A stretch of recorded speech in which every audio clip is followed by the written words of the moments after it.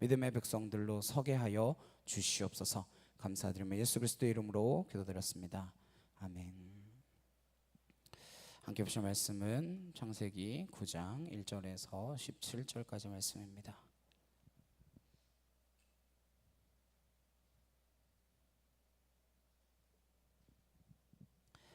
창세기 9장 1절에서 17절까지 말씀입니다.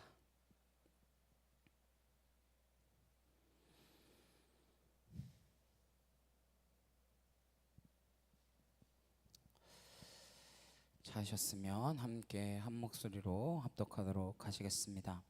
하나님이 노아와 그 아들들에게 복을 주시며 그들에게 이르시되 생육하고 번성하여 땅에 충만하라.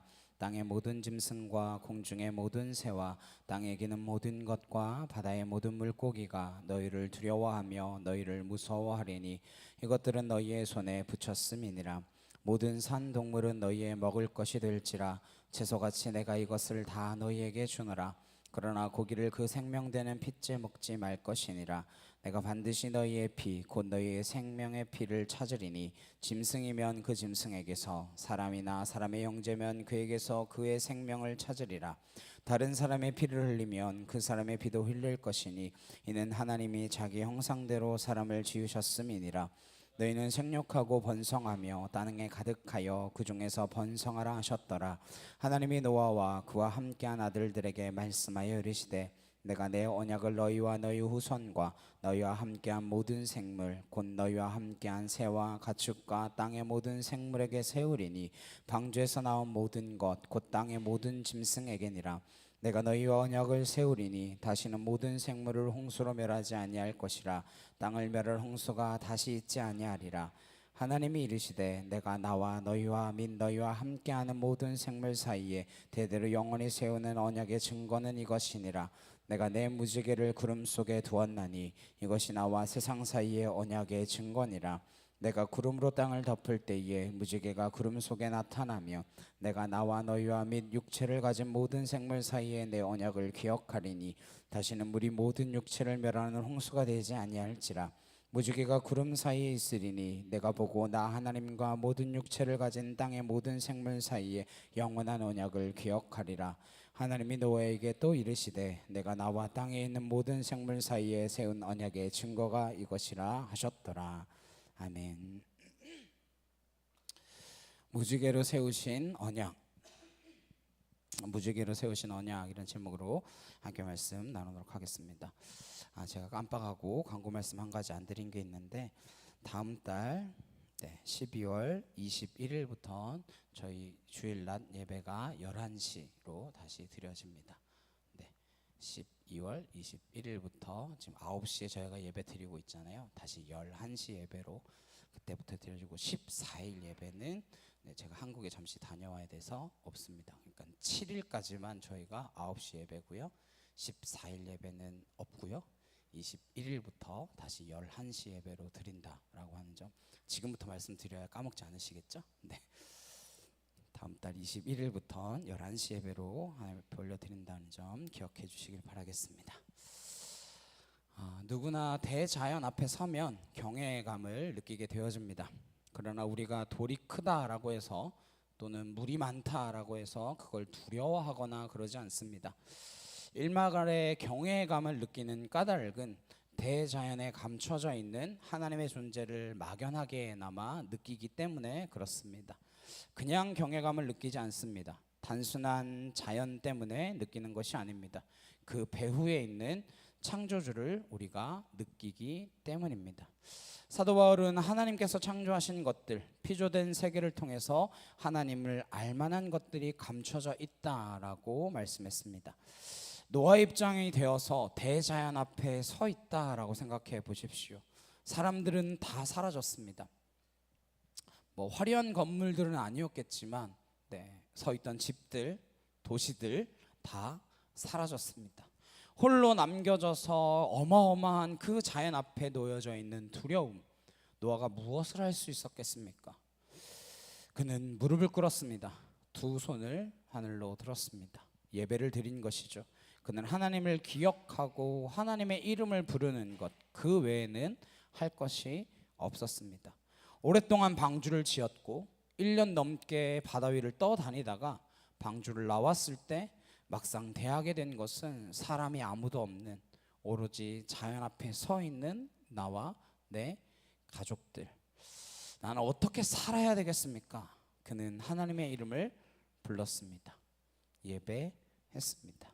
하나님 그때 뭐라고 말씀하시느냐? 1절 말씀입니다. 하나님이 노아와 그 아들들에게 복을 주시며 그들에게 이르시되 생육하고 번성하여 땅에 충만하라. 하나님 첫 번째 뭐라 말씀하십니까? 복을 주셨다 말씀하십니다. 복을 어떻게 주셨어요? 생육하고 번성하고 충만하라. 명령으로 주십니다. 복이라고 하는 게 우리가 가지는 게 복이어야 하지 않습니까? 손에 뭐 잡히는 게 있어야죠. 뭐 이렇게 쥐는 게 있어야죠. 생육하고 번성하고 충만하라 명령하시는 것, 말씀하시는 것, 그것이 어떻게 복입니까? 그렇습니다. 하나님의 복이란 하나님이 명령하시는 것입니다. 하나님이 말씀하시는 것입니다. 하나님이 존재하시는 것입니다. 하나님이 임재하시는 것입니다. 하나님이 복입니다. 하나님께서 우리에게 생육하고 번성하고 충만하라 그렇게 말씀하시는 하나님, 그분 자신이 복이라는 것입니다. 우리가 기억해야 할 것, 하나님이 복이라는 것과 하나님이 명령하시면 그것이 곧 창조 사건이라는 것을 기억해야 합니다. 생육하고 번성하고 충만하라 라고 말씀하시는 것은 창세기 1장에 아담을 지으시고 아담에게 명령하셨던 것입니다. 창조 이후에 아담에게 명령하셨던 것을 동일하게 노아에게 명령하고 계십니다. 이 명령은 어떤 성격의 명령입니까? 노아를 통하여 새롭게 창조하는 재창조의 사건이다라고 하는 것을 알게 됩니다. 아담을 통해서 이 땅에 인간이 생존하게 된 것처럼 노아를 통하여 인간이 다시 이 땅 가운데 생존하게 될 것입니다. 우리가 기억해야 할 것은 하나님께서 명령하셨다면 하나님께는 대책이 있다라는 것입니다. 우리는 대책이 없습니다. 그러나 하나님이 명령하셨다면 하나님께는 대책이 있다라고 하는 것이죠. 생육하고 번성하고 충만하는 것이야말로 하나님이 인간에게 주신 가장 본질적인 복입니다. 그러나 인간은 이것을 복이라고 생각하지 않습니다. 요새는요, 필리핀도 아이를 많이 낳지 않는데요. 지난주에 제가 다바오 선교지에 다녀왔거든요. 요즘은 필리핀도 달라져서 옛날엔 길거리에 선교지 길거리 전도하러 나가면 아이들이 너무 많았대요. 근데 해가 지날수록 그 아이들이 점점 줄어들고 있다고 선교사님이 이야기하시더라고요. 점점 아이들을 낳지 않는데요. 아이들이 점점 줄고 있다고 하시더라고요. 저는 몰랐는데 그렇대요. 필리핀에도 이제 하나나 둘만 낳자. 생육하고 번성하고 충만하라라고 하는 명령이 끊기기 시작하니까 두 가지 단절이 일어납니다. 첫 번째는 신앙의 단절이고 두 번째는 복의 단절입니다. 생육하고 번성하고 충만하라고 하는 것이 복을 주는 방법이라고 말씀하셨다면 우리는 이것을 복으로 받아들였어야 되는데 우리가 누구에게 설득당했는지 이것을 버리고 말았습니다. 우리는 점점 이기적인 세대를 구축하기 시작했습니다. 우리는 더 많이 소유하고 더 많이 소비하고 더 많이 축적하고 더 많이 더 오래 누리는 것을 복이라고 주장하기에 이르렀습니다. 왜 그게 복인가요? 내 마음에 흡족하니까. 하나님이 복이라고 하신 것이 복인데 내 마음에 흡족한 것을 복이라고 생각하기 시작했습니다. 예수님께서는 오셔서 이 땅 가운데 팔복이 복이다, 심령이 가난한 것이 복이다 그렇게 말씀하셨는데 우리는 가난한 마음을 갖는 건 복이라고 생각하지 않습니다. 그것이 복이라고 믿고 실천해야 되는 것이 그리스도인임에도 우리는 그렇게 살지 않은 것이죠. 더 많은 사람을 아는 것, 더 많은 관계를 맺는 것, 더 많이 소유하는 것, 더 많이 가지는 것, 그것을 복이라고 여겨서는 안 되는에도 불구하고 우리는 그것이 복이라 생각하고 하나님이 가르쳐 주신 복, 하나님이 명령하신 그 복은 버렸습니다. 우린 더 이상 생육하고 번성하고 충만하라는 것은 무의미하다라고 이야기합니다. 오히려 지구를 파괴하고 있고 그것은 지구를 무너뜨리는 것이다 이야기합니다. 지금도 잉여 농산물을 태평양 한가운데 버리고 있습니다. 농산물 가격을 조정하기 위하여 남아도는 것을 버리고 있습니다. 음식물 쓰레기로 버리는 음식은 얼마나 많이 있습니까? 그 음식만으로도 굶어 죽는 사람을 먹일 만하다라고 말하는 사람들도 있습니다. 그렇게 이기적으로 변했음에도 불구하고 우리는 더 이상 인간이 생육하고 번성해서는 안 된다라고 하는 논리를 펴기 시작했습니다. 그 논리에 젖어 있는 사람들은 인구를 줄여야 된다라고 주장하기 시작했습니다. 인구를 줄여야 더 나은 세상을 만들 수 있다라고 주장합니다. 어떤 과학자들은 지구가 욕심내지 않고 살면 200억 정도는 감당할 수 있는 여력이 있다라고 말함에도 불구하고 지금 80억, 82억 되는 인구를 10억이나 20억 정도로 줄여야 살기 넉넉하다라고 말하는 사람들도 나오고 있습니다. 그러면 네 명에 한 명은 죽어야 되는 거죠. 점점 더 이기적인 세대를 만들고 만 것이죠. 하나님께서 우리에게 복을 주신다라고 하시며 생육하고 번성하고 충만하라라고 하셨습니다. 제가 이 말씀을 조금만 더 깊이 일찍 깨달았다면 좀 더 나아 볼 텐데 너무 늦게 알아가지고 아무튼 죄송합니다. 2절 3절 말씀에 땅의 모든 짐승과 공중의 모든 새와 땅에 기는 모든 것과 바다의 모든 물고기가 너희를 두려워하며 너희를 무서워하리니 이것들은 너희의 손에 붙였음이니라. 모든 산 동물은 너희의 먹을 것이 될지라. 채소같이 내가 이것을 다 너희에게 주느라. 원래 모든 동물은 채식이었습니다. 식물만 먹었는데 홍수 이후에 육식동물이 등장하게 됩니다. 인간에게도 육식을 허락하십니다. 중요한 것은 죄악이 만연하게 되면 관계가 긴장관계로 들어가게 되고 적대적 관계로 치닫게 된다라고 하는 것입니다. 인간의 죄악이 만연하면 모든 관계에 영향을 끼치게 됩니다. 먼저는 하나님과의 관계가 단절되겠죠. 그리고 인간과 인간과의 관계가 단절됩니다. 또한 더 깊은 죄에 빠지면 인간과 인간뿐만 아니라 인간과 인간이 속해 있는 이 자연, 본인이 생존하고 있는 이 모든 환경과도 단절되기 시작하는 것입니다. 그 중에 하나가 짐승들과의 관계, 그들과 적대적인 관계가 되는 것이죠. 그래서 어떻게 우리를 보호하시느냐? 2절에 뭐라고 하시냐면 짐승들이 인간을 두려워하고 너희를 무서워하리니 그랬습니다. 그전에는 어떻게 했는데요? 함께 잘 지냈는데. 그렇잖아요. 방주 속에서도 잘 지냈잖아요. 방주 안에 그 얼마나 많은 동물들이 있었겠습니까? 근데 잘 지냈잖아요. 근데 이제 어떻게 해요? 서로 이제 잡아먹고 그러면서 서로 무서워하여 관계 모든 깨진 관계로서 지내게 되었습니다. 구원이란 안심하게 되는 것입니다. 구원받지 못한 삶은 끊임없이 불안하고 두려워하는 삶입니다. 긴장과 갈등의 반복입니다. 우리가 구원받은 삶을 살아간다는 것은 비로소 안심하게 된다라고 하는 것을 뜻하는 것입니다. 그래서 동물과 이 긴장관계가 완전히 해소되는 것이 새 하늘과 새 땅의 그림인 것이죠. 그 찬양 있잖아요. 사막에 샘이 넘쳐 흐르리라.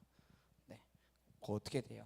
사자들이 어린 양과 뛰놀고 어린이도 함께 뒹구는 참 사랑과 기쁨의 그 나라가 이제 속히 오리라. 어디서 나온 거예요? 이사야 11장 6절에서 9절 말씀입니다. 우리 함께 보실까요? 6절에서 9절 함께 읽겠습니다. 천천히 읽겠습니다. 시작. 그때에 이리가 어린 양과 함께 살며 표범이 어린 염소와 함께 누우며 송아지와 어린 사자와 살찐 짐승이 함께 있어 어린아이에게 끌리며 암소와 곰이 함께 먹으며 그것들의 새끼가 함께 엎드리며 사자가 소처럼 풀을 먹을 것이며 젖 먹는 아이가 독사의 구멍에서 장난하며 젖된 어린아이가 독사의 굴에 손을 넣을 것이라. 내 거룩한 산 모든 곳에서 해됨도 없고 상함도 없을 것이니 이는 물이 바다를 덮은 같이 여호와를 아는 지식이 세상에 충만할 것임이니라. 구원이란 무엇입니까? 이러한 그림을 보여주시는 것이죠. 사자와 곰이, 사자와 소가 다 풀을 먹고 같이 지낸다라고 말합니다. 어린아이들이 독사의 굴에 손을 넣어도 다치지 않는다라고 하는 것이죠. 왜 그렇습니까? 이는 물이 바다를 덮음같이 여호와를 아는 지식이 세상에 충만하기 때문이다라고 하는 것입니다. 여호와를 안다라고 하는 것이 무엇입니까? 우리가 구원받는다라고 하는 것이 무엇이에요? 하나님을 안다라고 하는 것이 어떤 상태라는 거예요? 해함도 없고 상함도 없는 그 상태가 된다라고 하는 것입니다. 그러니까 우리가 구원받은 가정이라면 그 가정에는 서로 해하는 일이나 서로 상처 주는 일이, 서로 아프게 하는 일들이 없어야 된다라고 하는 것이죠. 그게 구원받은 것이다 라고 말합니다. 그런데 우리는 왜 교회라고 하는 것을 만들어서도 서로를 상처를 주고 서로의 뒷말을 만들어내는 것이 되고 말았습니까? 정말 구원받았다면, 정말 하나님을 안다면 우린 더 이상 사람에게 두려움을 주는 존재가 되어서는 안 될 것입니다. 누군가를 해치는 것이 되어서도 안 되고 누군가를 상하게 하는 것이 되어서도 안 될 것입니다. 누군가에게 서로 겸손할 것입니다. 섬기게 될 것입니다. 그것이 교회입니다. 그것이 구원받은 사람들의 공동체입니다. 마치 방주에 노아가 동물들과 함께 지낼 수 있었던 것처럼 우린 그렇게 함께 지낼 수 있는 공동체인 줄로 믿습니다. 그리고 육식을 허락하기는 하시지만 제한을 두십니다. 4절 5절 말씀에 그러나 고기를 그 생명되는 핏째 먹지 말 것이니라 내가 반드시 너희의 피 곧 너희 생명의 피를 찾으리니 짐승이면 그 짐승에게서 사람이나 사람의 형제면 그에게서 그의 생명을 찾으리라. 비록 육식을 한다라고 하더라도 핏째 먹지 말라라고 하는 거예요. 무슨 이야기냐? 생명은 하나님께 속해 있다라고 하는 것을 기억하고 생명을 소중히 하라라고 하는 것입니다. 먹기는 먹되 허락은 하되 그걸 함부로 대하지는 말아라 라고 하는 것이죠. 뭐 피를 먹지 말라 그랬다고 뭐 소피인 그 선지는 먹으면 되네 안 되네 뭐 이렇게 하는 것이 아니라 생명을 귀하게 여기라라고 하는 것입니다. 왜요? 피는 제사의 상징이잖아요. 함부로 하지 말라라고 하는 것이죠. 짐승의 피든 사람의 피든 그 피값을 찾겠다 말씀하십니다. 무슨 이야기입니까? 출애굽기 21장에 보시면 소가 사람을 받아 죽이면 그 소는 반드시 죽이고 먹지도 말고 그 소 주인은 살려주는데 소가 원래 받는 버릇이 있으면 어떻게 해요? 소도 죽이고 소 주인도 죽이고. 소가 소를 받아 죽이면 소랑 산소랑 죽은 소랑 다 팔아서 반반 나눠 갖고 양쪽 주인에게 주고, 소가 원래 받는 버릇이 있으면 어떻게 해요? 죽은 소는 산소 주인한테 주고 산소는 죽은 소 주인한테 주고. 이런 식으로 생명에 대한 대가를 지불해야 한다라고 하는 것입니다. 그런데 지금까지 인간은 얼마나 많은 피를 흘렸습니까? 더 이상 인간이 흘린 피를 인간이 갚을 수도 없을 만큼 피를 흘렸을 때 예수님께서 친히 이 땅 가운데 오셔서 대신 피를 흘려주셨습니다. 우리가 흘린 그 피의 대가를 다 흘려주심으로 대신 지불하여 주셨습니다. 그러고도 우리는 끊임없이 피를 흘리고 있습니다. 지금도 끊임없는 전쟁으로 우리는 그 피를 쌓고 있습니다. 하나님이 얼마나 슬퍼하시며 탄식하실지 우리가 느낄 수 있기를 간절히 소망합니다. 6절 7절 말씀에 다른 사람의 피를 흘리면 그 사람의 피도 흘릴 것이니 이는 하나님이 자기 형상대로 사람을 지으셨음이니라. 너희는 생육하고 번성하며 땅에 가득하여 그 중에서 번성하라 하셨더라. 하나님이 왜 피값을 묻겠다 말씀하시냐면 특별히 사람은 하나님의 형상대로 지으셨기 때문에 피를 흘리게 하는 일은 하나님의 형상을 깨트리는 일, 하나님께 도전하는 일, 하나님께 반역하는 일이 되기 때문에 그렇습니다. 하나님을 사랑한다라고 말한다면 하나님의 형상대로 지음받은 인간을 사랑하지 않고는 하나님을 사랑한다 말할 수 없다라는 것이죠. 물론 눈에 보이는 인간을 사랑하지 못하고 눈에 보이지 않는 하나님을 어떻게 사랑하겠느냐라고 물어보십니다. 기본적인 인권에 대한 개념은 그래서 성경에서부터 비롯된 것입니다. 하나님의 형상대로 지은 인간은 차이가 있을 수 없기 때문에 인간을 존귀하게 여겨야 하는 것이고 생명을 해하는 것을 금하고 있는 것입니다. 그래야 또다시 생육하고 번성하고 충만하라 라고 말씀하십니다. 하나님의 계획은, 하나님의 뜻은 우리가 이 땅 가운데에 생육하고 번성하고 충만한 것입니다. 그래야 우리가 우리 안에서 화목할 수만 있다면, 하나 될 수만 있다면 그것이 하나님을 가장 잘 섬기는 것입니다. 자녀를 열어둔 부모님들은 아실 것입니다. 자녀가 부모님에게 효도하는 것이 무엇이 있겠습니까? 자녀들끼리 안 싸우고 잘 사는 것 아니겠습니까? 형제간에 자매간에 안 다투고 함께 잘 사는 것보다 부모를 잘 섬기는 것이 어디 있겠습니까? 마찬가지로 교회가 연합하고 일치하는 것보다 하나님의 일을 잘하는 것이 어디 있겠습니까? 무슨 일을 하나님이 더 기뻐하시겠습니까? 교회가 깨어지고 다투고 싸우는 것보다 하나님을 근심하게 하는 일이 어디에 있으며, 하나님의 자녀들인 교회가 일치하고 연합하는 것보다 하나님을 더 잘 섬길 수 있는 일이 어디에 있겠습니까? 하나님께서는 하나님의 백성들을 지키는 보안 조치 내지는 안전 조치를 계속하여 이러한 방식으로 해나가고 계신 것입니다. 그리고 마지막으로 이런 조치를 하시는데 8절에서 10절 말씀입니다. 8절에서 10절 함께 보시겠습니다. 시작. 하나님이 노아와 그와 함께한 아들들에게 말씀하여 이르시되 내가 내 언약을 너희와 너희의 후손과 너희와 함께한 모든 생물 곧 너희와 함께한 새와 가축과 땅의 모든 생물에게 세우리니 방주에서 나온 모든 것 곧 땅의 모든 짐승에게니라. 내가 내 언약을 세운다 그러셨습니다. 언약을 맺었다라고 표현하지 않으시고, 언약은 보통 둘 사이에 가지는 거잖아요. 언약은 맺는 것 아닙니까? 둘 사이에서 맺는 거잖아요. 근데 그렇게 표현하지 않으시고 계속하여 세웠다라고 표현하십니다. 여기서 세운다라고 하는 것은 베리트라고 하는 히브리어인데 하나님의 직접적인 행동을 이야기하십니다. 하나님의 언약을 세우셔서 진행하시고 완성하여 나가겠다라고 하시는 일방적인 하나님의 의지적 발언입니다. 원래 하나님은 언약은 베리트 쌍방 간의 계약을 맺는 것입니다. 그러나 형식은 우리와 하나님 사이의 언약을 맺는 것이지만 내용을 들여다보면 하나님은 언제나 일방적으로 계약하십니다. 왜요? 우리는 그걸 지킬 능력이 없기 때문입니다. 그래서 오늘 세우리라는 말씀도 하나님이 홀로 직접적 행동을 하시겠다라고 하는 하나님 쪽에서의 강력한 의지적 발언입니다. 그 언약의 내용이 어떠한가? 11절 12절에 내가 너희와 언약을 세우리니 다시는 모든 생물을 홍수로 멸하지 아니할 것이라 땅을 멸할 홍수가 다시 있지 아니하리라. 하나님이 이르시되 내가 나와 너희와 및 너희와 함께하는 모든 생물 사이에 대대로 영원히 세우는 언약의 증거가 이것이니라. 그러시면서 무지개 이야기를 쫙 하십니다.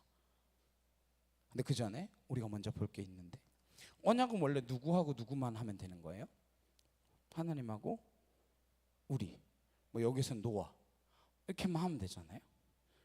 사람과 하나님 사이에만 이루어지면 됩니다. 근데 오늘 노아의 언약은 노아와 노아의 가족들만 포함되어 있는 것이 아닙니다. 그 범위엔 누가 다 들어가 있어요? 모든 생물 사이에 이렇게 되어져 있습니다. 무엇을 의미하는 것일까요? 니느웨 성 이야기를 혹시 기억하시나요? 요나가 돌아다니면서 니느웨 성에서 복음을 전합니다. 그때 누가 회개합니까? 누구도 회개합니까? 짐승들도 회개를 합니다. 이러한 성명들이 그럼 짐승도 구원을 받는다라고 하는 이야기일까요? 그건 아닙니다. 마태복음에 보시면 예수님께서 들의 백합화와 공중의 새를 보라 라고 하면서 말씀하시는 내용이 나오잖아요. 거기서 핵심이 무엇입니까? 공중에 나는 새와 들에 핀 백합화, 너 아름답지, 뭐 수고도 아니하고 길쌈도 아니하고, 근데 하나님 먹이시지 입히시지 대단하지 이러면서 걔네들을 높이는 겁니까? 그 뒤에 무슨 이야기를 하세요? 하물며 너희일까 보냐. 무슨 이야기 하고 싶으신 거예요? 초점은 어디 있습니까? 우리에게 있습니다. 할 일 없이 날아다니는 저 공중의 새, 아무 의미 없이 피어있는 것 같은 저 들풀도 하나님이 먹이시고 입히시거든 하물며 너희일까 보냐. 그 말씀 속에는 너희를 얼마나 사랑하시겠느냐 라고 하는 뜻이 담겨져 있습니다. 하나님의 언약의 범위가 노아와 노아의 가족들에게만 미치는 것이 아니라 생물과 모든 짐승에게까지 폭넓게 포함되어지고 있습니다. 모든 생물에게까지 언약을 지키실 것을 약속하셨다면 하나님의 백성들에게는 하물며 더하지 않겠느냐, 그 말씀을 하고 계신 것입니다. 하나님의 사랑에 대한 그 풍성함과 그 확고함을 이런 대비를 통하여 강조하고 계신 것입니다. 그래서 이런 말씀을 보실 때 그 엄청난 하나님의 뜨겁고도 큰 사랑을 느껴야 되는데, 네, 지금 표정을 그렇게 하고 계시면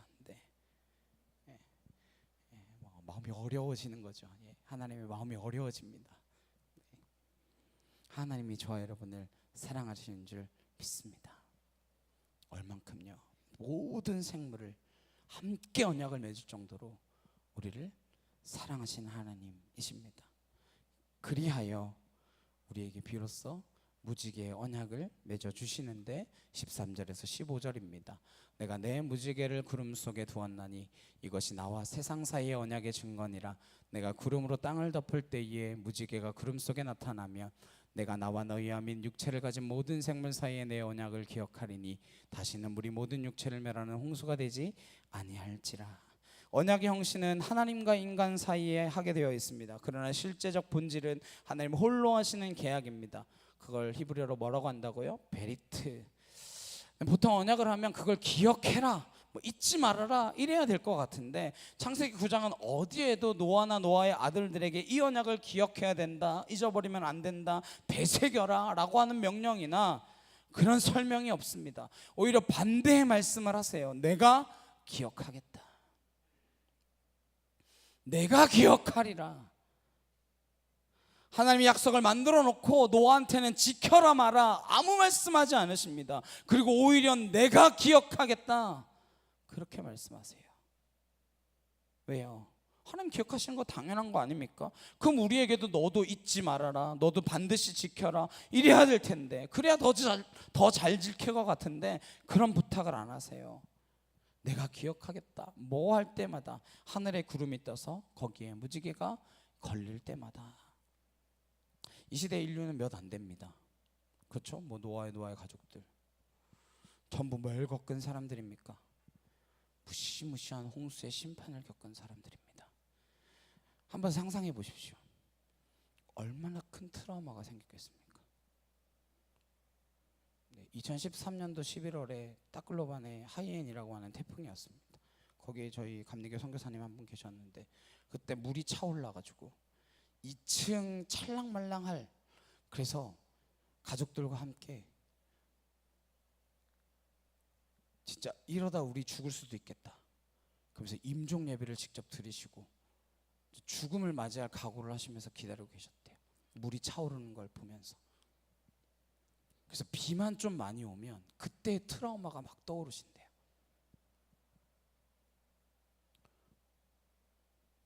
진짜 비가 억수같이 쏟아져서 방주에 남은 거 없습니다. 세상의 모든 것들이 다 잠겼습니다. 자기 가족들 외엔 남은 사람이 아무도 없습니다. 얼마나 큰 트라우마가 생겼겠습니까? 방주 밖으로 나왔어요. 자라보고 놀란 가슴 소뚜껑 보고 놀란다고 하늘에 뭉게구름 한 조각만 떠도, 부슬비만 내려도 비가 또 쏟아지면 어떡하지? 비가 또 쏟아지면 어떡하지? 이런 생각이 들까요? 안 들까요? 충분히 들 수 있죠. 충분히 무섭겠죠. 이들에게는 홍수의 심판의 경험이 엄청난 상처로 새겨져 있을 것입니다. 폭풍은 몰아쳤죠. 친구들은 다 떠내려갔죠. 도시는 사라졌죠. 하늘에 조각구름 하나만 떠도 또 비가 오렸나, 부슬비만 내려도 또 방주로 뛰어 들어가야 되는 건 아니냐, 이런 근심, 걱정, 염려, 노아의 가족들에게 트라우마처럼 새겨졌을 것입니다. 그래서 하나님이 그러한 염려에 빠져 있는 인류를 아시고 그들에게 기억하라 그러지 않으십니다. 내가 기억하겠다. 구름에 뭐가 뜨면? 무지개가 뜨면. 무지개는 어떻게 뜨는 겁니까? 빛의 굴절로 생기는 것이죠. 과학 시간이 아니니까 자세하게 설명할 필요 없이 태양빛이 대기 중에 있는 수증기에 부딪혀서 굴절을 통하여 생기는 것입니다. 그래서 보통은 비가 온 뒤에 많이 생기고, 종종 비가 오지 않아도 대기 중에 있는 수증기에 의하여 생기기도 합니다. 무지개는 영어로 레인보우라고 합니다. 보우가 뭐예요? 활이라는 것이죠. 근데 히브리어 원어를 보면 히브리어 원어로 부지개를 뭐라고 하냐면 퀘셰트라고 하는 단어를 씁니다. 이 퀘셰트도 문자적으로 활이라고 하는 뜻을 가지고 있습니다. 무지개 모양이 활처럼 이렇게 되어 있잖아요. 근데 우리 눈에 보이기에는 이게 활이지만 사실 위에서 보면 원형이라고 하죠. 뭐 중요한 건 아니고 우리가 볼 때는 활처럼 되어 있습니다. 근데 이 성경에서 활이 어떻게 사용되어지는가, 무지개는 뭘 상징하는가 한번 살펴보도록 하겠습니다. 여기저기 좀 볼 테니까 집중하시기를 부탁드리겠습니다. 출애굽기 15장 3절입니다. 함께 읽겠습니다. 시작. 여호와는 용사시니 여호와는 그의 이름이시도라. 하나님은 뭘로 묘사하고 있죠? 용사로 묘사하고 있습니다. 용사는 뭐 하는 사람이에요? 싸우는 사람이죠. 싸우는 사람입니다. 하나님을 싸우는 분으로 묘사했어요. 근데 이분이 싸울 때 어떤 무기를 싸우냐? 하박국 3장 9절입니다. 시작. 주께서 활을 꺼내시고 화살을 바로 쏘셨나이다. 셀라. 주께서 강들로 땅을 쪼개셨나이다. 하나님 용사신데 그 용사가 싸우시는 무기가 뭐예요? 뭘로 싸워요? 활로 싸우고 계십니다. 창세기 49장 24절입니다. 함께 읽겠습니다. 시작. 요셉의 활은 도리어 굳세며 그의 팔은 힘이 있으니 이는 야곱의 전능자 이스라엘의 반석인 목자의 손을 힘입음이니라. 요셉의 손에 활이 있어요. 성경 어디에도 요셉의 일생 가운데 요셉이 활을 갖고 있었던 적이 없습니다. 그렇죠? 요셉이 뭐 보디발의 집에 팔려가서 노예로 있다가 감옥에 갇혔다가 총리가 되었다. 그 가운데 활 쏘면서 활 쏘기를 잘했다. 뭐 이런 이야기 들어본 적 없으시죠? 이건 하나의 은유적인 표현입니다. 요셉은 온 시대가 그를 무너뜨리려고 공격했던 사람입니다. 팔려가고 모함에 빠지고 감옥에 갇히고 꿈 해석해 줬는데도 아무도 거들떠 안 보고 계속 감옥에 갇혀 있고, 그런데도 그 시대가 요셉 하나를 이겼습니까? 못 이겼습니까? 못 이겼습니다. 그렇게 공격했지만 요셉을 이기지 못했습니다. 요셉만큼 억울함 가운데 놓여 있었던 인물이 어디 있겠습니까? 그런데 요셉의 활은 도리어 굳세며 그의 팔은 힘이 있으니 이는 야곱의 전능자. 야곱의 전능자는 누구예요? 하나님을 이야기하는 것이죠. 이스라엘의 반석인, 이스라엘의 반석은 누굽니까? 하나님의 또 다른 표현이죠. 목자의 손을 힘입음이라. 요셉의 활이 그 시대를 이길 수 있었던, 그 세상을 이길 수 있었던 것은 요셉의 힘이 아니라 누구의 손을 힘입었기 때문입니까? 이스라엘 하나님 여호와의 손을 힘입었기 때문입니다. 그럼 요셉에게 들려진 활은 누가 가지고 있었던 거예요? 하나님이 붙들고 있었다라고 하는 것이죠. 그래서 하나님의 용사, 그 용사는 무엇을 가지고 싸우세요? 활을 가지고 싸우세요. 누구를 위해서? 우리를 위해서. 그런데 성경의 전 역사를 보면 우리를 위해서 싸우시기도 하지만 우리와 싸우시기도 합니다. 무슨 이야기예요? 부모 자식과 똑같죠. 야곱도 하나님께 대들고 하나님을 이기죠. 어디서 이깁니까? 야복 강가에서 이깁니다. 하나님과 겨루어 이겨요. 그래서 이스라엘이라고 이름을 받습니다. 근데 그게 진짜 승리입니까? 대퇴부가 골절되는 복을 받습니다. 다리를 절게 되는 복을 받아요. 왜요? 그제야 비로소 하나님을 보거든요. 부모가 자식을 위하지만 자식과 싸우는 국면이 있지 않습니까? 하나님도 우리를 위하시지만 우리가 패역하고 악에 빠져있고 우사숭배에 빠져있고 음란에 빠져있을 때에 하나님이 하나님의 자녀를 위하여, 자녀를 향하여 활을 뽑아 드십니다. 싸우십니다. 왜 싸우십니까? 우리를 향한 사랑이 있으시기 때문에 우리와 싸우시는 것입니다. 활로. 그래서 홍수를 내리시는 거예요. 심판하신 것입니다. 근데 그것 때문에 노아와 남은 자들에게 뭐가 생겼어요? 트라우마가 생겼습니다. 상처가 생긴 거예요. 염려와 근심과 걱정과 불안과 두려움이 떠나지 않는 그 마음이 그들 가운데 생긴 거예요. 그래서 하나님이 오늘 무지개 약속 가운데 그런 이야기를 하십니다.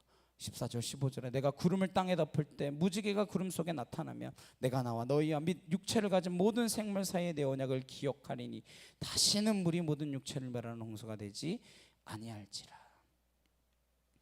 인류가 가진 트라우마를 치유하시기 위하여 이 심판을 멈추고 끝낸다라고 하는 의미로 구름 속에 활을 걸어 놓으시는 거예요. 뭐를? 하나님의 손에 들려진 그 활을 걸어 놓으시는 거예요. 다시는 인류를 물로 심판하지 않으시겠다. 이게 그렇다고 나는 할 만큼 다 했다, 뭐 이제 손 뗀다, 그런 이야기는 아니죠. 이 무지개는 그럼 무엇을 뜻하냐? 요한계시록 4장 3절입니다. 앉으신 이의 모양이 벽옥과 홍보석 같고 또 무지개가 있어 보좌에 둘렸는데 그 모양이 녹보석 같더라. 이게 어디냐면 어린 양의 보좌에 펼쳐진 풍경입니다. 벽옥과 홍보석이 있고 또 뭐가 있어요? 무지개가 있어. 이 무지개는 누구를 예표한 그림이었습니까? 너무 오래돼가지고 기억이 잘 안 나시죠? 그러니까 계시록을 보고 지금 창세기를 보는 이유가 있습니다. 네. 창세기가 앞에 있고 계시록이 뒤에 있는데 우리가 왜 계시록을 먼저 보고 지금 창세기를 보고 있는 걸까요? 창세기는 무지개는 무엇을 예표한 그림이냐? 어린 양 예수 그리스도를 예표한 그림입니다. 어디서 알 수 있느냐? 에스겔 1장 28절입니다. 그 사방 광채의 모양은 비오는 날 구름에 있는 무지개 같으니 이는 여호와의 영광의 형상의 모양이라. 내가 보고 엎드려 말씀하시는 이 음성을 들으니라. 이 요한계시록, 다니엘 일부, 에스겔 같은 경우를 묵시문학이라고 하는데, 묵시문학은 두 가지의 기둥을 가지고 있습니다. 뭐냐? 누가 구원하시냐, 그리고 종말은 누가 끝내시냐. 이 구원의 스토리를 담은 것이 묵시문학의 주된 주제입니다. 에스겔 1장에 보시면 그 사방 광채의 모양은 비오는 날에 구름에 있는 뭐 같으니? 무지개 같으니 이는 여호와의 영광의 형상의 뭐라? 모양이라. 하나님의 형상의 모양은 누구십니까? 빌립보서 2장의 말씀처럼 예수 그리스도를 하나님의 본체시라 이렇게 말씀하고 계십니다. 여기서 말하는 그래서 무지개는 어린 양 예수 그리스도를 말씀하고 계신 것이죠. 그분이 이 땅 가운데 오셔서 십자가의 그 갈보리 언덕 위에 우리의 모든 근본적인 고통과 고난을 끝내시기 위해서 그 불안과 염려와 걱정과 죽음과 사망의 심판을 해결하시기 위하여 십자가에 달려 걸리신 것입니다. 마치 무지개가 구름 위에 걸리듯이. 주님 운명하실 때 이 땅의 풍경이 어땠습니까? 온 하늘이 캄캄해졌죠. 그 속에서 예수님 무지개처럼 인류에게 소망의 길을 열어주시고 하나님의 마음을 드러내시며 십자가에 기꺼이 순종하신 것입니다. 계시록 10장 1절에 내가 또 보니 힘센 다른 천사가 구름을 입고 하늘에서 내려오는데 그 머리 위에 무지개가 있고 그 얼굴은 해 같고 그 발은 불기둥 같으며 또 뭐가 있어요? 무지개가 있어요. 왜요? 무지개는 예수 그리스도를 예표했던 그림이기 때문에. 그래서 비를 상징하고 심판을 상징했던 먹구름이 뜰 때마다 하나님은 온 인류에게 무지개를 걸으셔서 다시는 이들을 멸망시키거나 심판하지 않으시겠다 안위를 주시는 것입니다. 그래서 노아라는 히브리 말이 무슨 뜻이었어요? 안위, 위로였습니다. 그게 누구입니까? 바로 우리입니다. 우리가 노아가 된 것입니다. 사람은 홍수 후에도 달라지지 않습니다. 개선되지 않았어요. 여전히 더 멸망 가운데 죽어갈 행동만 막 저지르고 맙니다. 그 정점이 바벨탑 사건으로 드러나죠. 바벨탑을 왜 쌓았습니까? 흩어짐을 명하고자. 그 당시 인류에게 홍수 심판은 그만큼 깊은 상처와 트라우마를 안겨주었던 것입니다. 그래서 하나님은 새롭고 산 길, 온 인류가 가장 위로를 얻을 수 있는 예수 그리스도를 예표하는 무지개를 구름 속에 걸어 놓으시는 것입니다. 그 무지개를 우리에게 주신 줄로 믿습니다. 그리고 다시 한번 또 말씀하십니다. 16절 17절에 무지개가 구름 사이에 있으리니 내가 보고 나 하나님과 모든 육체를 가진 땅의 모든 생물 사이의 영원한 언약을 기억하리라. 하나님이 노아에게 또 이르시되 내가 나와 땅에 있는 모든 생물 사이에 세운 언약의 증거가 이것이라 하셨더라. 무지개가 구름 사이에 있으리니 영원한 언약을 기억하리라. 내가 언약을 세우리라. 내가 기억하리라. 하나님이 기억하시겠다라고 말씀하시는 그 하나님의 자카를, 그 하나님의 사랑을 놓치지 않으시는 한 주간 되시길 주님의 이름으로 축원합니다.